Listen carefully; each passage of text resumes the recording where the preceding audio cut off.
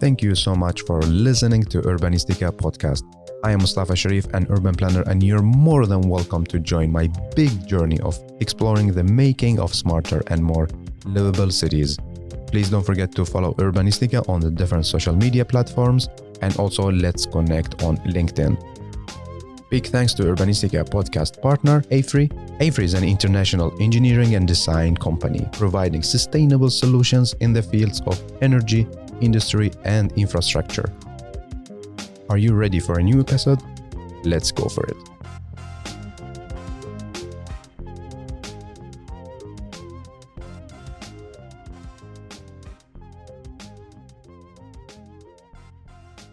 Hey, and thank you so much for listening to Urbanistica podcast. We have a new episode. We have a great storytellers. I have the pleasure to welcome Linnea, Thelma, and Malte to Urbanistica podcast. Hey, and welcome. Hello. Hello. Hello. I'm really happy that you are here. I'm interested in to hear your story. So let's start with you. You are our storytellers. Let's start with you, Linnea. How would you like to introduce yourself and tell us about your passion? My name is Linnea. I grew up in Skåne, and I did my bachelor degree in Umeå at the Umeå School of Architecture. And after that, I studied human geography and gender studies because I think those are really interesting topics in relation to architecture. And then I did art school for 1 year before I applied to KTH. And I think passionate is maybe a strong expression, but the common thread that I can see in all my projects is an architecture really aims to strengthen the disadvantaged, human or not. And that is something I think is really important to try to do, and even our responsibility as an architect. Yes, really great to have you here, and what a big journey you made until you're here studying architecture. And welcome to the podcast. So let's go to you, Thelma. How would you like to introduce yourself and tell us about your passion? Yeah, hi, I'm Thelma, and I'm originally from Denmark, but I grew up in Vienna and studied in Edinburgh. And then I went a year on exchange to Copenhagen at the KDK. And after that, I worked at Kube Architect in Copenhagen, also for a year. And now I'm here in Stockholm for the first time in Sweden. Wow, welcome to the capital of Scandinavia. And what are you passionate about? Oh, I think, it's a difficult question, but I think in recent years, I'm interested in design for disassembly and reuse because of the fact that the world population is increasing and the natural resources are decreasing. So we kind of need to rethink how we build and rethink, the structures and to suit the needs of our lives today, and they're ever changing. So I think this is a really interesting topic. Yeah, I agree with you, super interesting. So thank you for being here, and moving to you, Malte, how would you like to introduce yourself? Tell us about your passion. Yes, I'm Malte from Germany originally.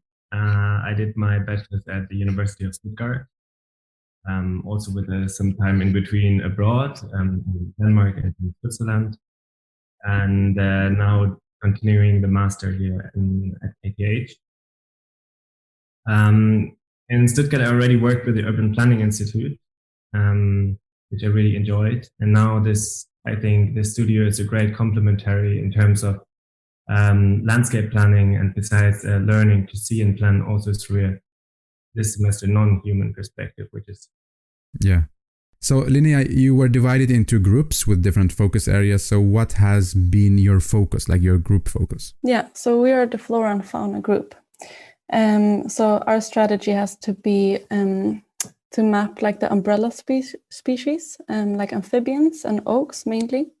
And this is because their living requirements include those of many other species. So where you can find amphibians and oaks, you can also find a lot of different species. We also try to map the culturally important species that are prominent in Swedish traditions. And this is, for example, crayfish and meadows. And when you started out doing a map analysis, what did you discover? And was it easy to find the data? Yeah, I mean, it was quite easy. It was too much data almost sometimes, or it depends. Like it's very different to different things, of course. Like, for example, fish is quite hard to find because they migrate so much. So we tried to map like exactly where the fish would like live and spawn in Stockholm, but that was quite difficult. But yeah, we had so much information that we actually made two maps, one for dealing with the marine life and one more like green one dealing with land. And if we start with the blue one, we really discovered the amphibian networks that I talked about, and their possible spreading areas, and they're quite extensive actually, like the whole map is becoming very blue. The problem is though that they are very sensitive to both pollution and acidification. Yeah, and many of these spreading areas are actually not optimal at the moment. And this is because the ecological status of all the blue water bodies in Stockholm are moderate at best, so they're moderate or bad. Yeah, some are good, but most are not.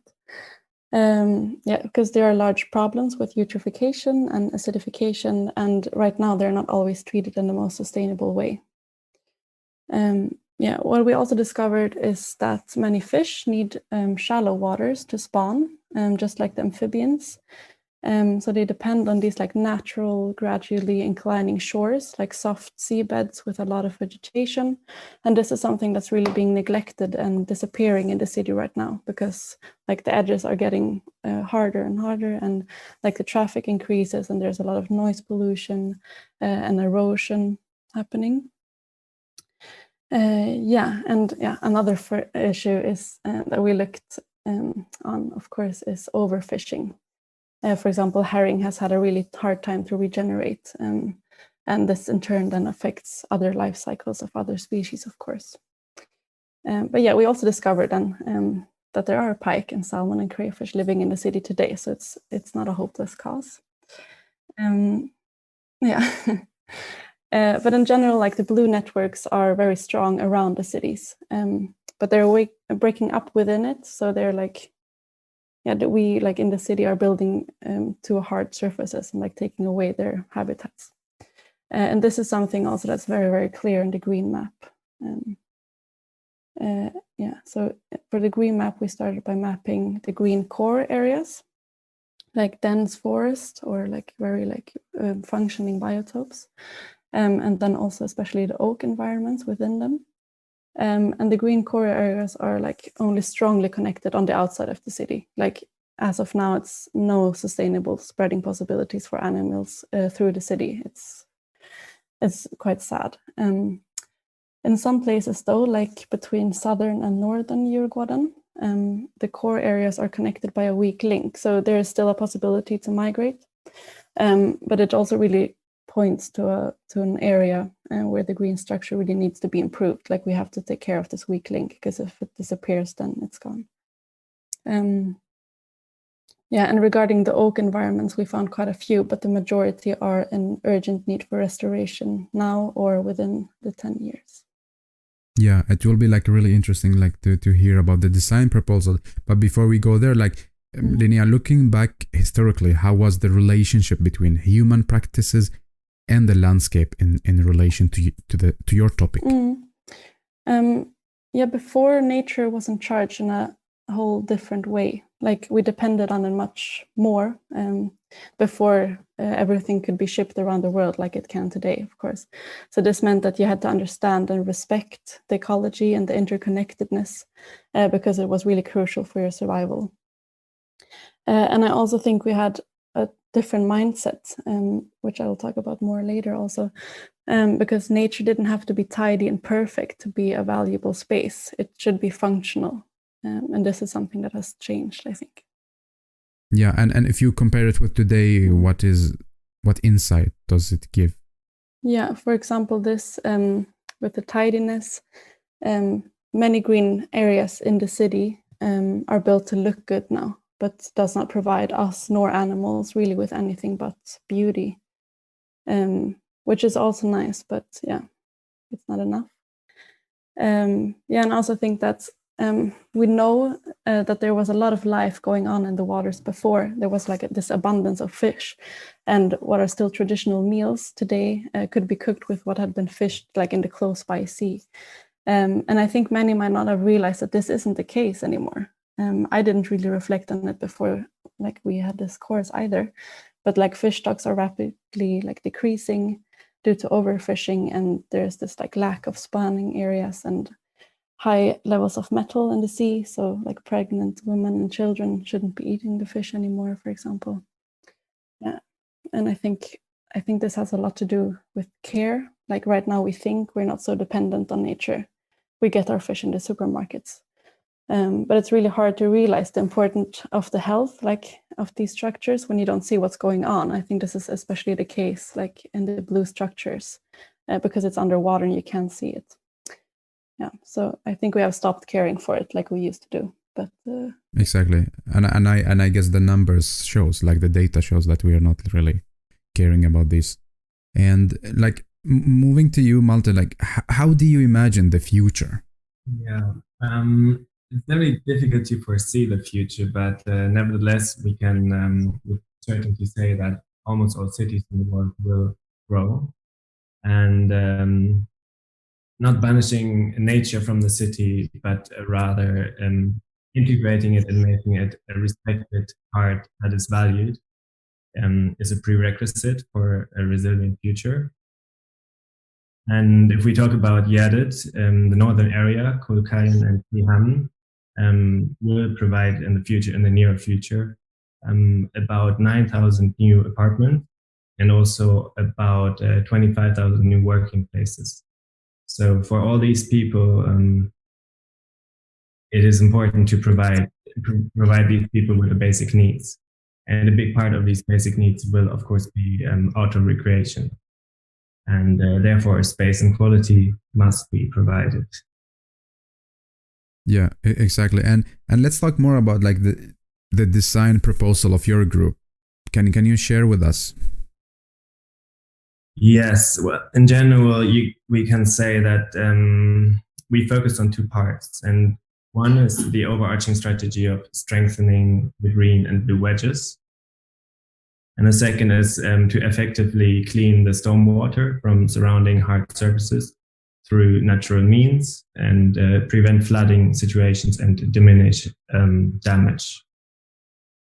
And furthermore, we will also create awareness by implementing new spaces for education and create a sustained curiosity. Yes, and also with providing new leisure activity areas through using natural means, we also create habitats for amphibians, predatory fish, and insects, as well as clean the eutrophic waters of Djurgårdsprincipen. So how do you do that in design? Let's talk design. Like, well, we divided the area into different parts, and the main part is it's all, we could say, based on the torrential maps and the water flows. So collecting stormwater will be the first part in the urban area of Gärdet. Then throughout the sports package, we will focus on redirecting the stormwater and also securing the sport field areas through lifting them so they will not flood and will not be destroyed and also can be used. And then it will be very much the focus on purifying the water and creating habitats for different species, as well as new quality areas for us humans. Yeah, we're also trying to, I think, create awareness through, like, we're implementing like new meadows and like dry stone walls called gärdsgårdar, like to also connect back to the history. And what's also interesting is that Gärdet before was a wetland. Like it has historically been a wetland that has been drained. So we're also like giving back the natural state of Gärdet as a wetland. And maybe the last implementation then is again the educational part, going back to the exhibiting pavilion or going into the exhibiting pavilion will provide access to what you usually cannot see. And in this pavilion, you are supposed to really learn about the invisible part. Yeah. And how about your design proposal, Thelma? Yeah, so my group were focusing on the area around Didrigkeit, kind of ranging from Stockholm all the way to London, which is currently this very hard edge with kind of no marine life. And in the present, the ferry terminal is located there. So it's a very kind of concrete, open, not very friendly for both humans or non-humans. So we're kind of thinking about, well, what can we do here? And because the water depth is so deep, it's not possible to utilize the stones to create these more shallow waters or build out into the water. So we've kind of come up with a strategy of building with floating elements and kind of building on water, which is something that it's a kind of creating these units and elements that could be placed many places in Stockholm.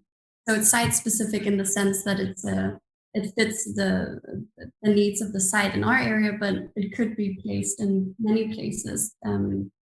We kind of created this strategy that could be used many places. What was it? Was it easy to think like architecture, material, and then the life below the water and the plants and so on? I think especially being in the flora and fauna, we kind of learned to think about, what are the needs of the fish and the mussels and the different like aquatic plants and birds that also live along the shore. So I think we've kind of been taught very much to take them into account. And then it was useful, of course, looking at references from like Amsterdam and Copenhagen, where they also have a lot of waterfront.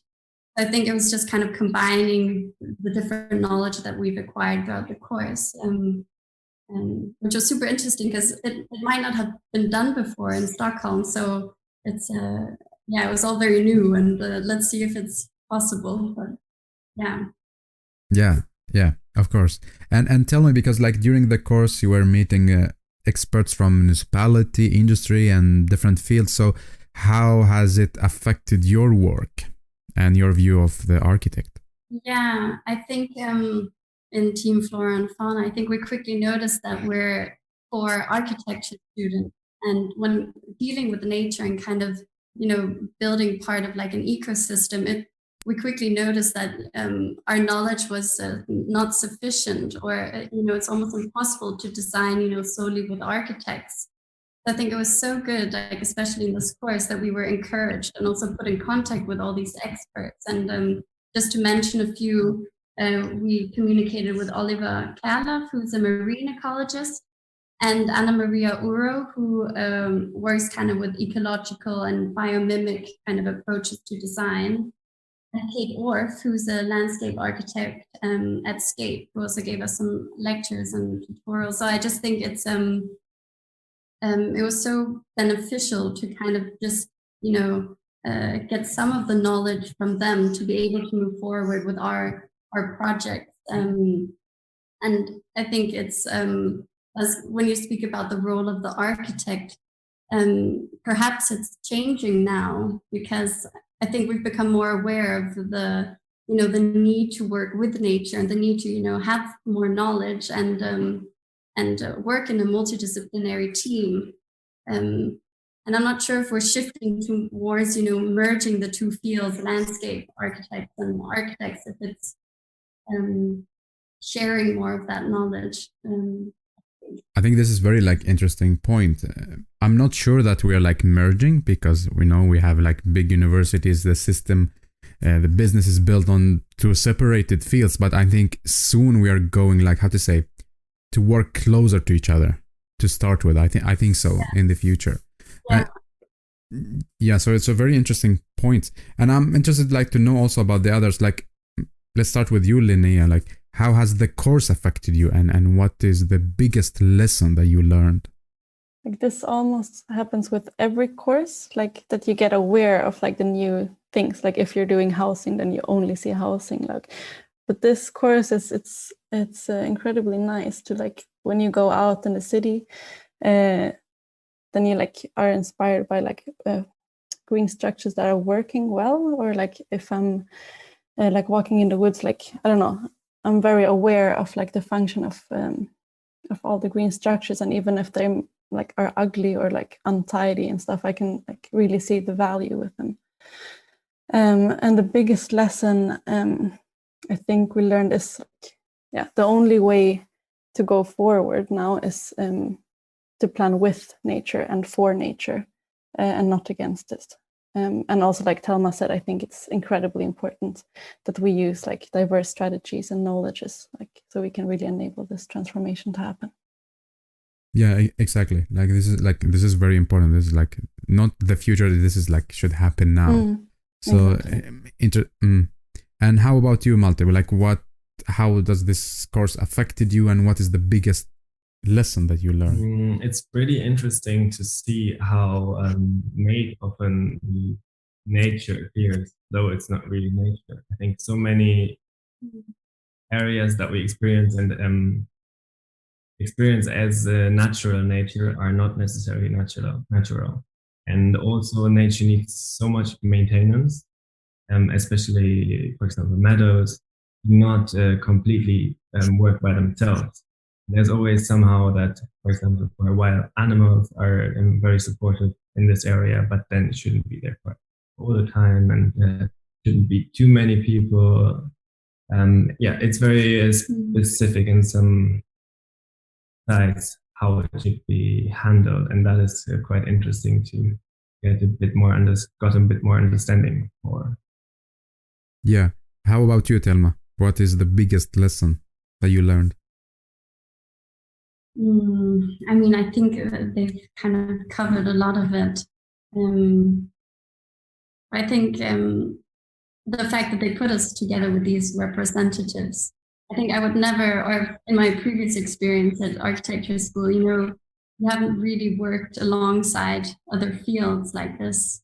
And I think that in itself was like, a big lesson, just reaching out, like how easy it is and how eager like people are to help. Like Oliver was so kind, and like, if you need anything else, I can, talk to you more about fish. If you, anything, like call me. And I think that's something that we sometimes maybe forget. Like if we're really stuck in something, it's easy and quick just to reach out, and people want to help and want to share their expertise.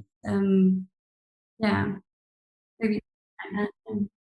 Yeah, this is like one more like super important point, that we should reach out, especially like now as a student, but also like when you start to work. Like many people are afraid and be like, oh, but they're gonna judge, I will not email or ask. But this is not the case. It's about like co-creation, asking for help, because the mission is to save this planet. So I'm really happy to talk with you, and I'm looking forward to see the produced material. And let's finish this great episode by each one of you give the listener one takeaway message. We can start with you, Linnea. My takeaway message is that everything, the small and the big, the local and the planetary, is interconnected, and that realization needs to be the starting point when we're planning for the future. Yes, thank you so much. And Malte, your takeaway message? It's definitely irreplaceable to talk to professionals. And this semester, as Thelma just said, is we were actively encouraged to maintain this exchange, and even had external professionals suggested to us. And it is definitely worth the effort to get in touch and begin at the beginning, and the information you get through these communications is super unique. Yeah, exactly. Thank you so much. And Thelma, what is your takeaway message to our listeners? Well, I think, to make resilient design solutions, I think you need to work with nature and not against it, like Linnea said. And perhaps also sometimes we forget that it's okay to also just let nature unfold. so that, designing nature is maybe something we sometimes have to take one step back and just let it do its thing. Exactly. Like let's let it be natural. Like and see what happens, because it's uncontrollable anyway. So who knows? Yeah. Exactly. Thank you so much. I'm really happy to talk to you. So thank you so much for giving your time to record this episode. Thank you.